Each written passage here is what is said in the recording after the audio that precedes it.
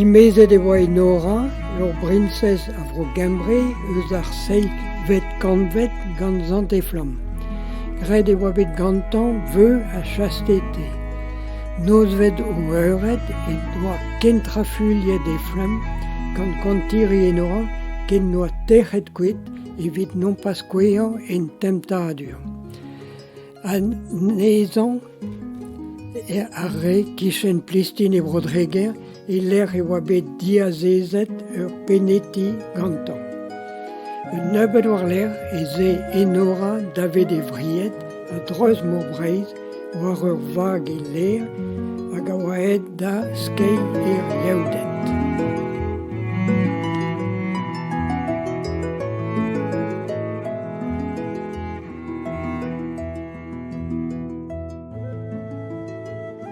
Première régate internationale de rencontre de Curac au Iodé, enfin, précisément donc, dans l'anse de la Vierge à Pont-Roux. Alors je suppose que Saint-Efflamme a débarqué à Plestin, certainement, hein, au 6e, 7e siècle. Il faut savoir que ces bateaux-là, en fait, ils étaient beaucoup plus grands, ils faisaient une dizaine de mètres de long. Ils transportaient, j'allais dire pas seulement des religieux, mais ils pouvaient aussi transporter des familles, des soldats aussi, hein, même s'ils venaient pacifiquement envahir nos côtes. Et comme ces bateaux sont quand même relativement fragiles, parce qu'en Irlande, ce sont des côtes à falaises, et les bateaux, après chaque sortie, sont transportés, ne restent pas sur la grève. Ici, dans nos côtes rocheuses, ils ont certainement été déchiquetés. C'est pour cela qu'on trouve des auges en pierre. Hein. Je pense à la chapelle à Saint-Gonéry, à Plougrescan, où il y a des auges en pierre à l'intérieur. Et on raconte que ce sont les auges en pierre de Saint-Gonéry, mais on peut le supposer aussi. Et en fait, ils transportaient peu d'aliments. Ces moines se nourrissaient beaucoup avec la dulce sec. Vous savez, cet algue rouge qu'on appelle Palmaria palmata, qui était très très consommé dans les pays nordiques. Hein. Ils mangeaient plus d'algues que nous. Nous, on n'a pas de gastronomie. Hein. Au niveau des algues, c'est récent. Et c'est quand même intéressant de savoir, si vous voulez, que, eh bien, ils pouvaient aussi se nourrir de végétaux marins, vous voyez, qui prenaient peu de place. Voilà. Et Saint-Enora, alors c'est plutôt les copains de l'association qui pourraient en parler mieux que moi, hein, même s'ils ont fait un spectacle hier soir un peu sorti d'imagination sur Saint-Enora, qui voulait rejoindre son époux Saint-Efflamme, justement, et qui va se faire courtiser par un seigneur local. Mais elle va bien s'en tirer.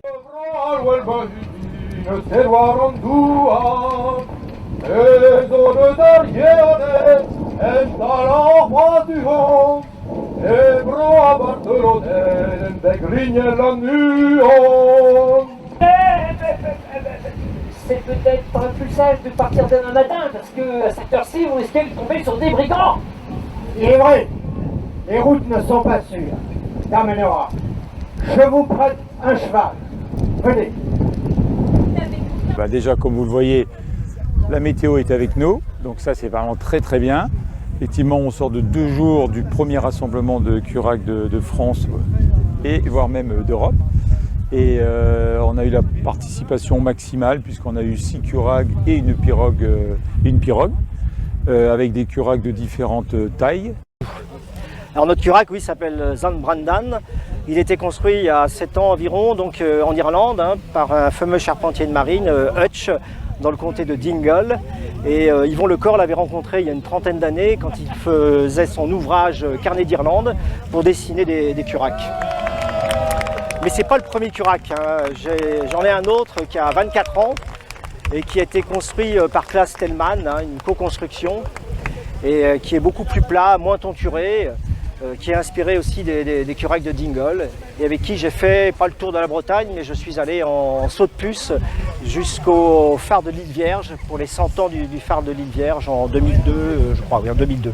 Nous, on est content d'être là, aussi pour fêter Enora, hein, puisque ce Curac a été construit donc, par des amis du Iodé, hein, de Ploulaire, hein, et ils se sont inspirés un petit peu de mes 2 Curacs, et puis aussi certainement d'autres dessins, d'autres archives de Curac, et je trouve qu'il est extrêmement bien construit, très très bien construit. Il est certainement un peu plus lourd que le nôtre, il est peut-être un peu moins rond aussi, mais il marche très fort, il est bien équilibré, il est certainement plus stable que le mien aussi, que le Zandbrandan. Et Philippe qui est avec moi, c'est la première fois en fait qu'il navigue en curac, hein, qu'il avironne. Donc félicitations. Voilà, c'est un baptême. J'ai fait de l'aviron il y a très longtemps sur les baleinières de la Royale. Il faut croire que c'est comme le vélo, ça ne s'oublie pas. 40 ans après, j'ai repris le manche sans problème. Il y a le Saint-Efflamme, hein, qui est aussi le sister ship hein, du Zandbrioc, qui est ici, hein, qui a été construit en 99 à Saint-Brieuc. Et puis j'ai d'autres amis qui ont des curacs qu'il faudrait peut-être restaurer, mais qui pourraient venir. Le charpentier Klaas Stellman en a un petit, là, il faut qu'il change sa toile, mais il viendrait certainement, oui. C'est quand même des embarcations, l'ancêtre des embarcations quand même, hein, c'est des embarcations en toilé d'une part et puis en cuir à l'origine, hein, on peut remonter au néolithique. Hein. Il faut savoir que César, lorsqu'il a souhaité envahir la Grande-Bretagne, avait fait construire des curacs parce que c'était très facile à construire, c'était très léger et pouvait faire débarquer des troupes très très rapidement. Vous voyez, donc ça ne date pas. Hein. Et l'auge en pierre dont on parlait, en fait, elle servait d'une part à faire le feu de bois à bord, certainement, et puis elle servait de lest aussi. Hein. Moi, dans un autre temps, il y a 30 ans, je m'occupais d'école de mer du Trégor, qui faisait naviguer les bateaux traditionnels, hein, de 5 à 15 tonnes, sans moteur, je précise, et chacun de mes bateaux avait une auge en pierre. Hein. Anne d'Urzunel, hein, construit en 84 chez Clocher, avait une auge en pierre qui faisait à peu près 50 kg. Enesqualen, construit en 89, avait une auge en pierre qui faisait 200 kg, vous voyez, pour un bateau de 10 tonnes de déplacement. Et c'était utile parce qu'on faisait le feu de bois à bord et on faisait griller nos maquereaux, tout simplement. Voilà. Et celui-ci, mais je ne l'ai pas mis aujourd'hui, a une petite auge en pierre qui fait 25 kg. Ce matin, on a remonté le Léguerre hein, jusqu'au four à chaud de Ranara. Ouais. C'est merveilleux. Ouais. Vous admirez ce sentier de halage avec ses murets en pierre sèche, c'est super. Quoi. Mais de toute façon, votre côte très découpée se prête à la flânerie maritime. Donc la voile, c'est un moyen merveilleux de découvrir nos côtes découpées. C'est de la randonnée nautique, vous voyez. Et on fait du tourisme de détail parce que on découvre des choses, oui, si vous voulez, que les autres ne voient pas. C'est comme Et combien de temps ça vous prend dans votre vie, dans vos journées? Alors, étant retraité, n'est-ce pas, on y passe beaucoup de temps à entretenir avec plaisir ces bateaux, hein, ces embarcations, et puis à naviguer avec. Quoi. Oui, c'est une passion, mais c'est aussi une passion qui se conjugue à l'histoire maritime. Oui. Moi, je fais partie d'une association qui s'appelle Océanie d'Atréguier, qui travaille sur l'histoire maritime, qui publie des ouvrages, qui continue à faire des recherches. Entre autres, on vient de terminer des recherches pour le service de l'inventaire sur les maisons du Trégor couvertes de tuiles. Vous voyez, ces fameuses tuiles avec le marquage de la reine d'Angleterre ou de Napoléon III, hein, qu'on retrouve encore, et que les bateaux, à défaut de l'Est, ramenaient de Grande-Bretagne en Trégor. Donc ça se conjugue, si vous voulez, aussi à des recherches historiques, pas seulement la navigation. C'est un tout. Le Lyonnais est un véritable lieu historique.